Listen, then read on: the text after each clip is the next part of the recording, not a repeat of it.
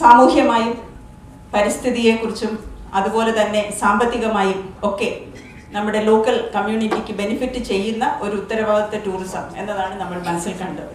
ആ രീതിയിലുള്ള വിവിധ പദ്ധതികൾ കേരള ടൂറിസം വകുപ്പ് ആവിഷ്കരിച്ച് നടപ്പിലാക്കി വരികയും ചെയ്യുന്നുണ്ട്. ഇപ്പോൾ ഉത്തരവാദിത്ത ടൂറിസം എന്ന് പറയുമ്പോൾ നമ്മുടെ ഉത്തരവാദിത്തം ആ മേഖലകളിൽ മാത്രം ഒതുങ്ങി നിൽക്കുന്ന ഒന്നല്ല.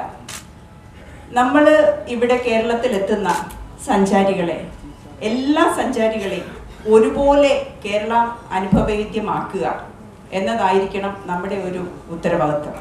അപ്പോൾ ആ രീതിയിലേക്ക് കേരള ടൂറിസത്തെ എത്തിക്കുക, ആ തലത്തിലേക്ക് കേരള ടൂറിസം കടക്കുക. അങ്ങനെയാണ് ഒരു ബാരിയർ ഫ്രീ കേരള ടൂറിസം എന്ന നിലയിൽ ഒരു പുതിയ പദ്ധതി ടൂറിസം വകുപ്പ് അവതരിപ്പിച്ചത്.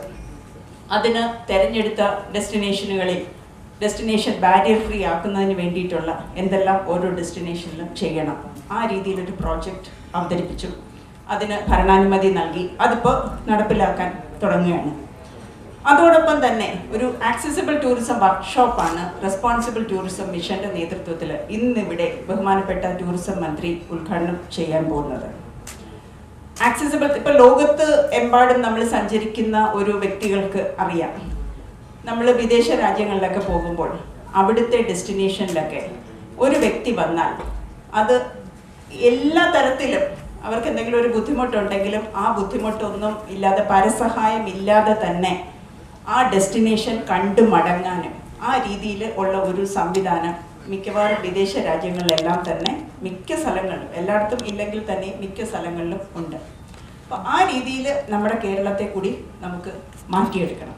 ഇത് വളരെ എനിക്ക് തോന്നുന്നു കേരള ടൂറിസത്തിൻ്റെ ഒരു വ്യത്യസ്ത മുഖമാണ് നമ്മൾ ഈ രീതിയിലൂടെ നമ്മൾ അവതരിപ്പിക്കുന്നത്. നമ്മളൊരു ഇൻക്ലൂസീവ് ആക്കുക, നമ്മൾ എല്ലാവർക്കും കേരള ടൂറിസം ആക്സസിബിൾ ആക്കുക.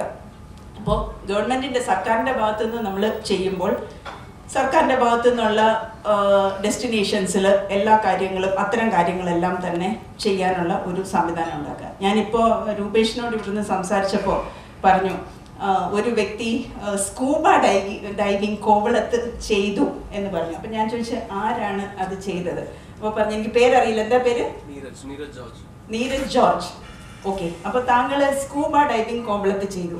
അപ്പോൾ എത്രമാത്രം ഞാൻ പറഞ്ഞത് ആ ഒരു രീതിയിൽ, ആ ഒരു തലത്തിൽ നമുക്ക് എല്ലാ വ്യക്തികൾക്കും ആ രീതിയിൽ നമുക്ക് കേരളത്തെ അനുഭവമാക്കാം, കേരളത്തെ കാണാം, കേരളത്തെ മനസ്സിലാക്കാം എന്ന നിലയിലേക്ക് കേരള ടൂറിസത്തെ ഉയർത്തിപ്പിടിക്കുക എന്നതാണ് നമ്മുടെ ഒരു ലക്ഷ്യം.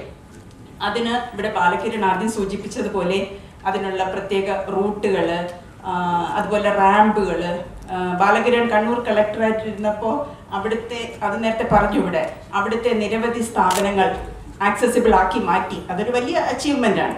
അപ്പോൾ ഇതേ രീതിയിൽ തന്നെ നമ്മൾ ഡെസ്റ്റിനേഷൻ, നമ്മുടെ ടൂറിസം വകുപ്പിൻ്റെ ഭാഗത്ത് നിന്ന് ഇത് ചെയ്യുമ്പോഴും നമ്മളിപ്പോൾ ഒരു ഡെസ്റ്റിനേഷൻ ചെന്നാൽ അവിടെ ബിൽഡിങ്സ് ആണ്. അപ്പോൾ ആ ബിൽഡിങ്സിനകത്ത് ഇപ്പോൾ ഒരു മ്യൂസിയത്തിലേക്ക് നമ്മൾ കടന്നു ചെന്നാൽ അത് അവിടെ വരുന്ന എല്ലാവർക്കും പൂർണ്ണമായിട്ടും അനുഭവവേദ്യമാക്കുന്ന ഒരു അനുഭവത്തിലേക്ക് മാറണം. അപ്പോൾ അത് ഞാൻ നേരത്തെ മ്യൂസിയത്തിൻ്റെ ചാർജുള്ള സെക്രട്ടറി ആയിരുന്ന സമയത്ത് ഒരു പദ്ധതി നമ്മൾ ആലോചിച്ചു. ഇവിടെ തിരുവനന്തപുരത്തെ നേപ്പിയർ മ്യൂസിയം നമുക്ക് ഇപ്പോൾ പാർക്കിംഗ് ഏരിയ ഉണ്ട്. വിഷ്വലി ഡിഫറൻ്റ്ലി ഏബിൾഡ് ആയിട്ടുള്ള ഒരു വ്യക്തിയാണ്. അപ്പോൾ അദ്ദേഹത്തിന് മ്യൂസിയത്തിൽ ഇരിക്കുന്ന സാധനങ്ങളെക്കുറിച്ച് മനസ്സിലാക്കണം, എങ്ങനെ ചെയ്യാൻ പറ്റും. അപ്പോൾ ഞങ്ങൾ ആലോചിച്ച ഒരു കാര്യം എന്ന് പറഞ്ഞാൽ, ഞങ്ങൾ ഒരു പുതിയ പദ്ധതിയാണ്. അതിനുശേഷം ഞാനിപ്പോൾ മ്യൂസിയത്തിൻ്റെ ചാർജ് ഇല്ല, പക്ഷെ ഞാൻ ഈ പ്രോജക്റ്റ് അന്ന് കൺസീവ് ചെയ്ത് അപ്രൂവ് ചെയ്ത സമയത്ത് ഇതിനെക്കുറിച്ച്, കൽപ്പാത്തി രഥോത്സവത്തിനെ കുറിച്ചും ഒക്കെ അതിലൂടെ അയാൾക്ക് അനുഭവിക്കാൻ പറ്റും. അപ്പോൾ അങ്ങനെ ഒരു രീതിയിൽ നമ്മളൊന്ന് ചിന്തിക്കുകയുണ്ടായി.